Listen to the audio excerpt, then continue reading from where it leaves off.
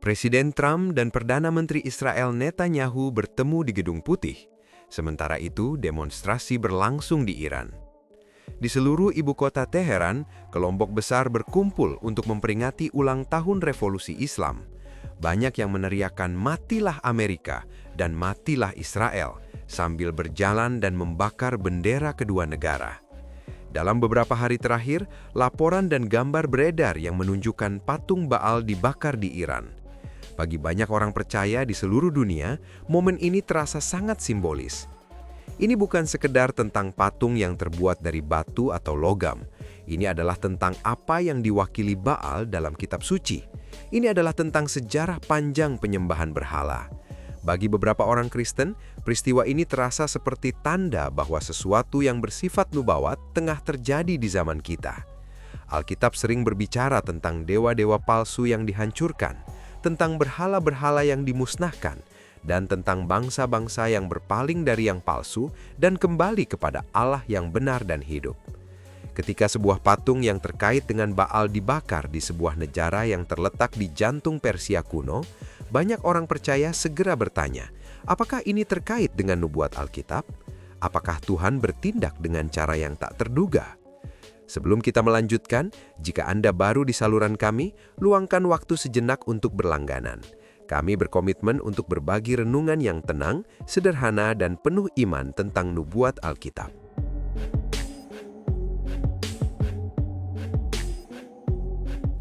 Sekarang, mari kita telaah dengan perlahan dan hati-hati apa arti semua ini.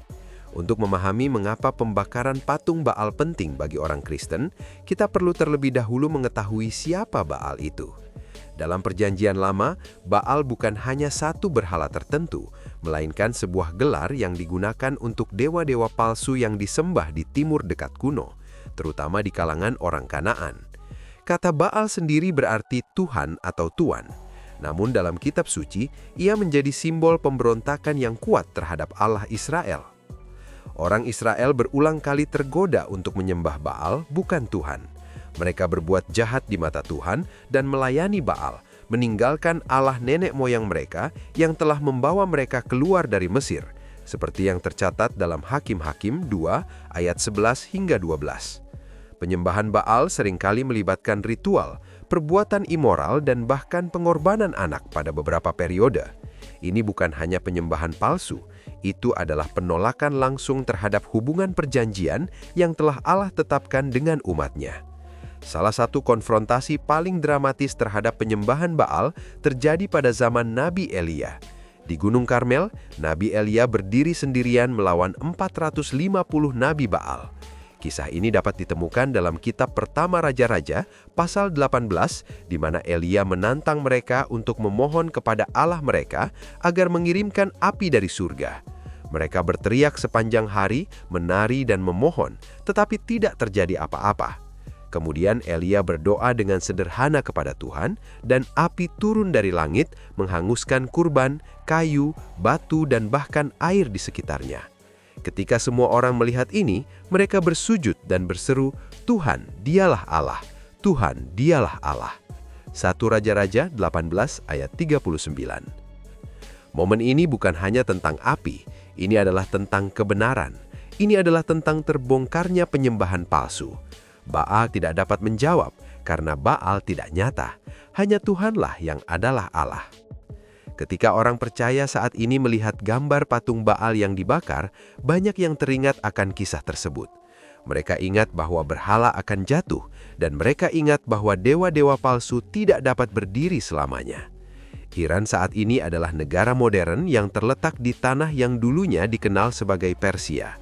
Persia memainkan peran yang sangat penting dalam nubuat dan sejarah Alkitab.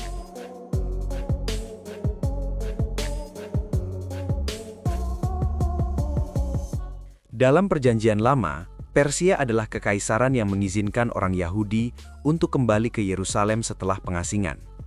Raja Persia Koresh disebutkan dalam Yesaya 44 ayat 28 dan 45 ayat 1.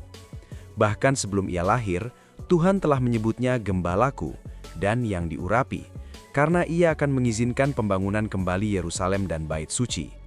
Ini menunjukkan kepada kita sesuatu yang penting. Tuhan tidak terbatas pada satu bangsa.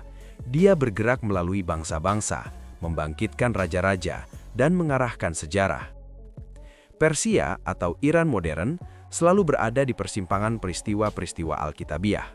Kitab Daniel juga berbicara tentang kekaisaran Media Persia sebagai bagian dari visi kenabian mengenai kekaisaran-kekaisaran dunia.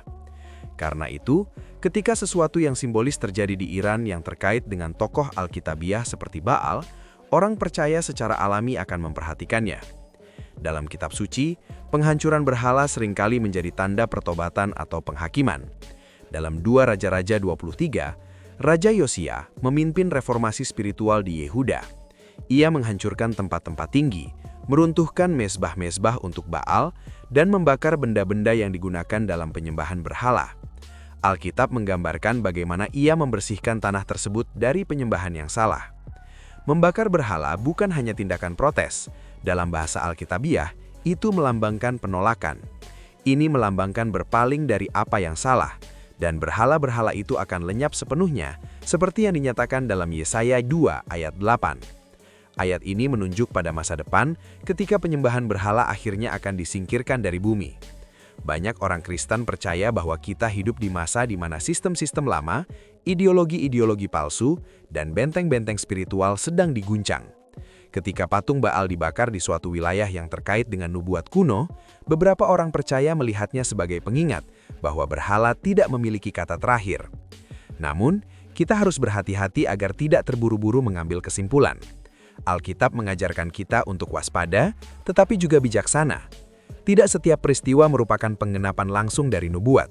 Namun pada saat yang sama, Yesus berkata kepada kita dalam Matius, "Berjaga-jagalah." Matius 24 ayat 42. Mungkinkah peristiwa ini melambangkan pergeseran spiritual? Mungkinkah ini menjadi pengingat bahwa roh Baal, yang berarti penyembahan palsu dan pemberontakan terhadap Allah, pada akhirnya akan jatuh? Di banyak bagian Timur Tengah, laporan telah beredar selama bertahun-tahun tentang orang-orang yang bertemu Yesus dalam mimpi dan penglihatan. Beberapa orang melaporkan bahwa hati mereka diam-diam berpaling kepada Kristus, bahkan di tempat-tempat di mana kekristenan dibatasi. Jika itu terjadi, maka pembakaran patung Baal di Iran menjadi lebih bermakna. Itu adalah gambaran dari sesuatu yang lebih dalam, tentang kelaparan rohani dan penolakan terhadap yang kosong.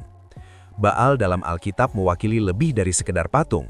Ia mewakili kepercayaan pada kekuasaan, kesuburan, kekayaan, dan kendali, alih-alih percaya kepada Tuhan.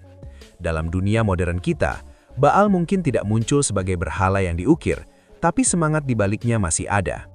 Setiap kali masyarakat menggantikan Tuhan dengan uang, ketenaran, politik, atau kekuatan manusia, godaan kuno itu sama kembali. Rasul Paulus menulis dalam 1 Korintus, "Karena itu saudara-saudaraku yang terkasih, jauhilah penyembahan berhala." 1 Korintus 10 ayat 14. Penyembahan berhala bukan hanya sujud di hadapan patung, itu adalah menempatkan apapun di atas Tuhan dalam hati kita. Jadi, mungkin pembakaran patung Baal di Iran juga merupakan pesan bagi gereja global. Ini mengingatkan kita untuk memeriksa hati kita sendiri. Apakah kita telah membiarkan berhala-berhala modern menggantikan tempat Allah? Alkitab berbicara tentang bangsa-bangsa di akhir zaman. Yehezkiel 38 menyebut Persia sebagai bagian dari peristiwa masa depan. Banyak pengajar nubuat menghubungkan Persia dengan Iran modern. Meskipun interpretasi berbeda, satu hal yang jelas, Allah melihat bangsa. Dia tidak terkejut dengan apa yang terjadi di Iran, Israel, atau di tempat lain. Karena kekuasaan milik Tuhan, dan Dia memerintah atas semua bangsa, sebagaimana dinyatakan dalam Mazmur 22 ayat 28. Jika patung Baal dibakar di Iran, itu tidak berarti kekacauan sedang menang. Itu berarti sejarah masih berada di tangan Allah. Dia bergerak meskipun kita tidak sepenuhnya memahami caranya. Alih-alih bereaksi dengan panik, kita harus berdoa untuk Iran, berdoa untuk rakyatnya, berdoa agar kebenaran tersebar, dan berdoa agar hati bertemu dengan Yesus. Jika berhala-berhala dibakar secara fisik, semoga berhala-berhala rohani juga jatuh. Jika patung-patung dihancurkan, semoga benteng-benteng di hati dipatahkan. Kita harus tetap tenang, tetap berpegang teguh kepada kitab suci, dan menghindari spekulasi yang ekstrim. Namun pada saat yang sama, kita juga tidak boleh mengabaikan zaman ini. Ketika sesuatu yang berkaitan dengan Baal muncul di berita utama, terutama di negeri yang sangat terkait dengan nubuat Alkitab, Hal itu mengundang refleksi. Mungkin momen ini adalah pengingat bahwa berhala tidak dapat berdiri selamanya. Sistem-sistem palsu akan runtuh, sementara tujuan Allah bergerak maju dengan tenang namun penuh kuasa. Marilah kita tetap waspada, marilah kita terus berdoa, dan marilah kita mengingat kata-kata Yesaya, "Berpalinglah kepadaku dan selamatkanlah dirimu, hai segala ujung bumi, sebab akulah Allah dan tidak ada yang lain." Yesaya 45 ayat 22. Sejarah terus bergerak, bangsa-bangsa berubah, patung-patung mungkin terbakar, tetapi firman Allah tetap ada, dan tidak ada berhala, baik antik maupun modern, yang dapat menahan api kebenarannya.